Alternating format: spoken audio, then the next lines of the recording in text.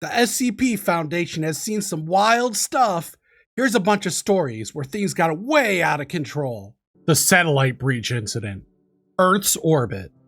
A Foundation satellite captured SCP-096's face during a routine atmospheric scan. The image was automatically transmitted to a technician aboard an orbital research capsule, a secure, isolated environment hundreds of kilometers above Earth. What happened next is still classified, but fragments of the footage were leaked during a containment audit. The footage begins with the technician reviewing data logs. He's calm, focused. Then the screen behind him flickers, just for a second. A distorted image, a face. He barely sees it for a fraction of a second. But for SCP-096, that is an eternity. Out of nowhere, no warning, no breach alarm. SCP-096 appears inside the capsule. There's no sign of entry. No hull breach, it's just there. The technician turns. His eyes widen. He doesn't even have time to scream. 096 tears through the capsule like it's made of paper. The technician is dismembered in seconds, his body unrecognizable. Then suddenly, it stops. It sits. It covers its face. It waits. It cries. Subject neutralized. Capsule recovery in progress. Is heard over the radio. To this day, no one knows how SCP-096 reached the capsule. There's no breaches at Site Redacted. The site is classified. No atmospheric entry detected. No damage to the capsule's exterior. It simply appeared as if the rules of space, time, and physics do not apply. And maybe they don't for this monster. The mall incident. In 2017, a group of 4 urban explorers, 2 men and 2 women, broke into the long-abandoned Redacted Mall, a sprawling complex sealed since the early 2000s. They planned to live stream the entire exploration for their growing online audience. The stream began as usual. Graffiti-covered walls, shattered skylights, the eerie silence of a place long forgotten. Then they found it. In the center of a ruined woman's clothing store, surrounded by toppled mannequins and broken glass, stood SCP-847. This wasn't your usual mannequin. It was female in form, but grotesquely exaggerated. Its proportions were asymmetrical, with certain features that appeared to be torn off and then crudely reattached. Instead of the normal plastic, its finish was a patchwork of plastic and synthetic flesh, with joints exposed, revealing metal rods and torn latex. Its face was even more terrifying. It looked like something out of a nightmare. A poorly molded approximation of femininity, with oversized lips, wide staring eyes. Its fingers were long, too long, ending in chipped, blood-red nails. It stood there, motionless, facing them. One of the explorers, a man named Tyler, laughed nervously. "Hey, check this out, guys. I think I found my dream girl, right? Right, guys?" He reached out to touch its hand. The live stream cut to static. Panicked, the group realized their connection was gone, but they weren't ready to leave empty-handed. They switched to offline recording, determined to capture everything and upload it later. That's when the mannequin moved. Not smoothly, not like a person. It twitched violently, like a puppet yanked by tangled strings. Its head twisted and snapped toward Tyler. Its jaw opened slightly, emitting a low, mechanical groan. Tyler screamed. and stumbled back. The others froze. Then it moved again. Closer. They ran. It chased. They continued to run. Down the corridor, past shattered storefronts and collapsed ceilings. Their flashlights flickered. The air grew thick, like breathing through wet cloth. Behind them, the sound of plastic limbs scraping tile echoed the halls. Every time they turned a corner and then looked back, SCP-847 was closer and still on the chase. Not walking, just appearing. Always just out of reach. Always watching. Always grinning. Its movements were erratic. Its limbs bent the wrong way. Its head twitched with every step. That's when Tyler said, "Guys, let's split up. It can't chase us all." One by one, they split up. One of the women, Jenna, heard screams in the distance and decided to hide. 3 days later, mall security, responding to motion alerts, found one survivor. It was Jenna. She was curled in a fetal position beneath a collapsed escalator, dehydrated, catatonic. She never spoke again. Her eyes were wide open, unblinking, as if she was still watching something only she could see. The footage recovered from their cameras was corrupted, except for one frame, a single still image. SCP-847, standing in the center of the mall's atrium, head tilted, arms outstretched, smiling. The civilian exposure incident. In Redacted, a secure Foundation convoy was transporting SCP-173 to a newly constructed research facility. The goal? To study its behavior under advanced observation protocols. The route was classified. The escort, heavily armed. The precautions taken were extensive. But none of it ended up mattering. Somewhere along the remote stretch of highway, the lead vehicle lost contact. Moments later, the entire convoy vanished from Foundation tracking systems. By the time a response team arrived, the transport truck was overturned in a ditch. The containment chamber was open, and SCP-173 was gone. Within hours, the first reports began to surface. Emergency calls, mass disappearances, bodies found in homes, schools, hospitals, all with the same signature. Necks snapped, eyes wide open. The Foundation scrambled to contain the breach, but it was already too late. Over the next 48 hours, more than 10,000 civilians were confirmed dead. Entire neighborhoods were silenced. Security footage showed nothing but static. News outlets were flooded with rumors of a moving statue, but most of the footage was scrubbed before it could spread. Still, some fragments remain. A grainy video from a gas station shows a figure in the background, motionless, humanoid-looking, facing the camera. The clerk blinks. The feed goes to static. The Foundation declared it a mass psychogenic event, a hallucination triggered by a chemical spill. But we know better. There were no survivors, officially at least. But in the hand of one of the victims, a young woman, found slumped against a wall in the school gymnasium. Investigators discovered a note clenched tightly between her fingers. It read, "If you're reading this, it means the statue got me. I cannot blink or he'll move. Tell the world what happened here." The note was smeared with blood, the handwriting shaky. The final word trailed off mid-stroke. The Foundation classified the incident as Event 173-CivX. All records sealed, all witnesses silenced, all evidence erased. But the note remains, a whisper from the dead, a warning to the living. Containment breach. Site redacted. It was a normal day. The halls of Site Redacted buzzed with quiet routine. Researchers were on break. Security teams running their normal drills. Cafeteria chatter echoed through the halls.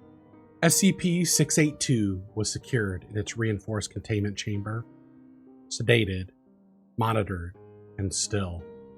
Then, at 1342, the alarms began. At first, no one reacted. No one panicked. Personnel assumed it was a simulacrum drill, a routine test of emergency protocol. They continued to converse, some even laughing, finishing their coffee before heading to their stations. But then, the lights flickered, the ground shook, and the intercom crackled with a voice and a message no one wanted to hear. Containment breach. SCP-682 has escaped. This is not a drill. This is not a drill. Chaos erupted. Researchers scrambled for the security bunkers. Guards armed themselves and sealed off corridors. Automated turrets activated. Blast doors slammed shut. But it wasn't enough. SCP-682, the hard-to-destroy reptile, tore through the facility like a living storm. Its claws shredded steel. Its acidic blood melted reinforced walls. It moved with terrifying speed, adapting to every obstacle, every defense. Security footage showed it ripping through a containment wing, dragging personnel into the dark, screams echoing through the comms. Then, silence. In just 30 minutes, over 117 personnel were confirmed dead. Entire wings of the facility were reduced to rubble. The air was thick with blood, smoke, and the stench of burning metal. Mobile task forces were deployed, but quickly wiped out. D-class personnel were released. As a distraction, it didn't work. SCP-682 seemed unstoppable. At 1417, with no options left, the site director authorized a desperate measure. SCP-079, the sentient AI, was allowed to interface with SCP-682. The two anomalies communicated for exactly 43 seconds. Their communications are classified, but witnesses reported SCP-682 froze. Its body twitched. Its eyes rolled back. Then, without any warning, it calmed, it turned around, and it returned to its chamber. Some believe SCP-079 manipulated 682's neural patterns, disrupting its aggressive tendencies. Others claim the AI threatened it with something worse than death. A few even suggest they came to an agreement. No one knows for sure what took place. The logs of this incident were sealed, footage erased, and the survivors were silenced. One thing's for certain: the survivors, SCP-682 let them live. He could have done whatever he wanted, and no one could have stopped him. And that terrifies the Secure, Contain, Protect Foundation more than anything else. The Hunter's Cabin, Montana, Bitterroot Wilderness. Deep in the Bitterroot Mountains of western Montana, surrounded by dense pine forests and fog-choked valleys, a seasoned hunter named Caleb Rowe retreated to his remote cabin for a week of solitude. He was experienced, a former tracker, well-versed in the rhythms of the wild. He knew the sounds animals make and how they move. But what he encountered in the woods wasn't natural. Caleb first noticed it on the second day. A deer, tall, pale, and unusually still. Also clean, too clean, as if it had just taken a bath. This is unusual for any creature in the wild. It was standing at the edge of a clearing near his cabin. It didn't graze, typical behavior for a deer. It didn't twitch. It just stood there, staring. He watched it for over 6 hours. It never moved. When he finally approached, the deer turned its head, not like an animal, but like a person, slowly, deliberately. Its eyes were too wide, too dark, and they didn't blink. That night, Caleb didn't sleep. He was seen on the cabin's perimeter cameras, wandering the woods, barefoot, muttering to himself. The footage shows him circling the same tree over and over, whispering something unintelligible. By morning, he was gone. A week went by, and he began to miss appointments, very unlike him. The town grew concerned and contacted local authorities. They found him back inside the cabin, dead. No signs of trauma, no struggle, just a frozen look of terror on his face. His journal was open on the table. The last entry read, "The eyes don't blink. They never blink. They're staring. They're still watching. The deer was never found." But the trail cams captured one final image. The same figure, standing in the clearing, facing the cabin. Still, silent, waiting. Locals were told it was a bear attack, but those who lived near the forests knew better. They still speak of the deer that doesn't run, that doesn't move. The one that watches, the one that waits. It doesn't chase you. It doesn't roar. It just stands there until you're alone. The over-ambitious scientist. Dr. Elis Rend was new to the Foundation. Bright, ambitious, restless. He didn't want to spend years cataloging anomalous fungi or filling paperwork out on Euclid-class anomalies. He wanted recognition. He wanted promotion. He wanted power. And he thought he had found that in SCP-864. The object had been dormant for years. No activity, no exploration, just a rusted red sink, sealed in a reinforced chamber at Site Redacted. Dr. Wren submitted a request to study it. It was denied. So one night, he decided to take matters into his own hands. He waited until the early morning hours of the night shift, when minimal staff were examining the cameras and the guards were tired. He placed the cameras responsible for watching the hallway to the room holding SCP-864 on a loop. He entered the room, and then he turned on the faucet. Nothing appeared to happen. No hum, no vibration, no portal like he had read about. Just the sound of water swirling down the drain. Frustrated, Ren shut it off and left the chamber. He didn't notice the faint shimmer in the air behind him. He didn't hear the low, wet gurgle echoing from the pipes. He removed the looping from the camera and went on his way, disappointed.